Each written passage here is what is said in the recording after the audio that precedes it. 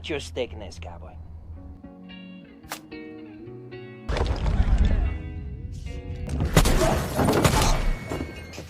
I didn't do nothing. Today we will recap a Western action movie called Jane Got a Gun. Be ready for spoilers.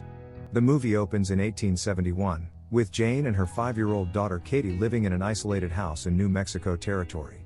One dusty day, her outlaw husband, Bill Hammond, returns home shot with 8 bullets and barely alive. As Jane is attending to his injuries, Bill tells her that the Bishop boys are coming. This is a gang of vicious criminals led by John Bishop that Bill himself used to ride with. Now that they have found their former lackey, Jane knows that the past has come back to haunt them, pressing to settle a bitter old score. Since Ham's injuries rendered him helpless, Jane realizes that she is going to need help in order to defend her home and family from the Bishops. She takes her daughter to a place of safety with a woman friend whom she trusts. With no one else to turn to, the desperate woman rides to her former gunslinger lover, Dan Frost, whom she hasn't seen in over 10 years, to help her defend her farm when the time comes for the Bishop boys gang to track Hammond down and finish the job. She thought Dan Frost had died in the Civil War and had only met him again after her marriage to Bill.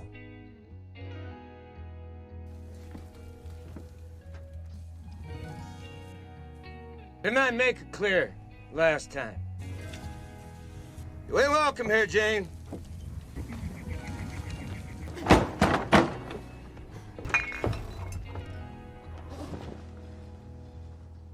I need help. Get out. Bishop boys are coming for us. He can't help. So whatever you got to say to me, I figure you go back. Hey, I'm busy. If my husband could help, I wouldn't have come here. I ain't no doctor. I need a gunslinger. You don't need a gunslinger. You need a goddamn regiment.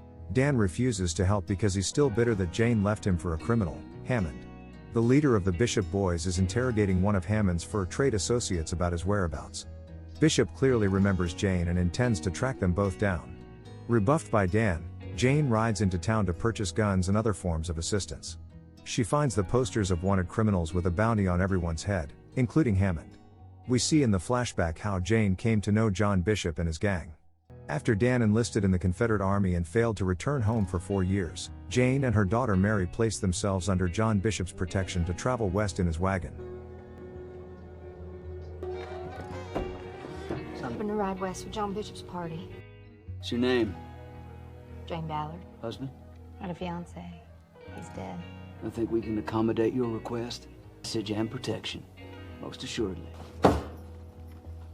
As she is leaving the shop with her ammunition, Jane is waylaid and dragged into an alley by one of the Bishop gang members, who threatens her at gunpoint. Jane claims that she hasn't seen Hammond in years, but the man recognizes the gun she is carrying as Ham's and demands that she take him back to her house. However, Dan Frost suddenly appears with his rifle and tells the thug to leave Jane alone. What's your stake in this, cowboy?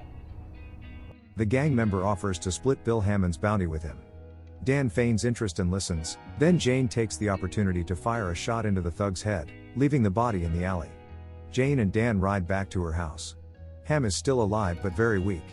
Jane informs him that she has brought someone who will offer help. Dan has changed his mind about helping Jane, so they start preparing for the expected attack from the Bishop gang. As Dan fortifies the house, Jane pays him some money to protect her family. Now we see flashbacks of Jane and Dan's relationship before his enlistment in the army to fight the Civil War. He promised her that he would be coming home soon, and she had to wait for him. That evening, Dan's resentment towards Bill for taking his girlfriend reaches a boiling point. He holds his gun at the bedridden Hammond until Jane enters. This prompts the inebriated Dan to stagger outside, questioning the fundamental nature of their love and the reasons behind her infatuation with the criminal. As both scramble to prepare the home's defenses while also tending to the wounded Bill, John Bishop set out with his gang to find Bill Hammond. They split up to cover more distance. One of his men stumbles upon Bill's house and recognizes Jane. Good enough, Dan is quick to draw his weapon to the criminal and kills him. Jane rides after his lone horse before it can raise an alarm. Dan tells Jane that he has buried Bishop's man in the rocks. He digs a shallow trench in Jane's front yard, and they fill it with jars containing kerosene, nails, and pieces of glass. Flashbacks reveal that Jane and Dan had previously engaged, but he left her and joined the army to fight in the Civil War. Dan tells Jane that the enemy captured him and imprisoned him in the camp for 4 years. He tells Jane that her picture gave him the will and purpose to survive the war and his capture. He sagely adds, "The moment a man loses his purpose, that's when he dies." However, upon his eventual return home, Jane had already left. He traveled from state to state in an effort to find her, showing her picture in every town. Eventually, he discovered that she had journeyed west on John Bishop's wagon train. Dan talked to Bishop, who told him that during the journey, Hammond and Jane ran off together. He said he would gladly help Dan track them down, as he had his own scores to settle with Ham, but Dan refused, saying he preferred to ride alone. Dan eventually found Jane, but by then she was married to Bill and they had had a child. Heartbroken, Dan realized that he had lost her forever. While there is something of a renewed spark between both of them, Jane keeps faithfully tending to her husband, hoping he'll recover. That night, as Dan keeps watch from the upstairs window, Jane joins him and tells him about what happened to her before she joined the Bishop wagon. Months after his enlistment, she discovered she was pregnant and later had a daughter. She named her Mary after Dan's mother. When Dan did not return or write, she assumed he was dead. Life in Jane's war-torn town had become so wretched that she decided to take her daughter Mary and move west on the Bishop's wagon train. Later, she and the other women on the wagon train realized that Bishop intended to start a brothel, forcing the helpless women into prostitution. Bill, having taken a fancy to Jane during the wagon journey, told Bishop that he wanted to marry her. But Bishop told him that Jane was his property and he was not prepared to let her go. Later, Hammond discovered that Jane and her daughter had gone missing, and when he asked one of the Bishop's men what had become of Mary, he chillingly replied that Bishop ordered him to take care of her, but he didn't explain what he meant, so he made his best guess since she can't swim. While searching for Mary, he discovered a child's boot in the river, and he assumed that Mary had drowned. In fury, Hammond raced to the brothel where Jane had been forced to work, brutally gunning down every Bishop's men. I didn't do nothing. He then rescued a weeping Jane before telling her that Mary was dead. Back in the present, Dan's rage is so visibly on his face that he can barely spit a few words to say that he hopes John Bishop himself is coming. As the night wears on, Jane and Dan move outside the house. Jane utters courageous words and vows to protect her family from the Bishop boys at all costs. The Bishop gang finally arrives at Jane's house under the cover of darkness and rids the house with bullets. Dan sustains a hit to his stomach but quickly rises to his feet. Him together with Jane, they fire into the ditch, setting off the kerosene bombs. Several gang members succumb to their injuries.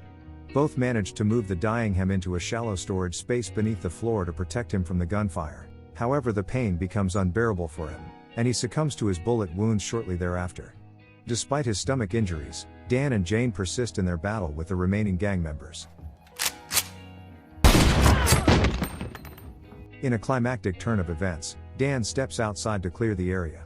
As the sole surviving member of the gang, Bishop manages to corner Dan, his intentions veering towards violence and revenge. Dan Frost. Let's go see Jane.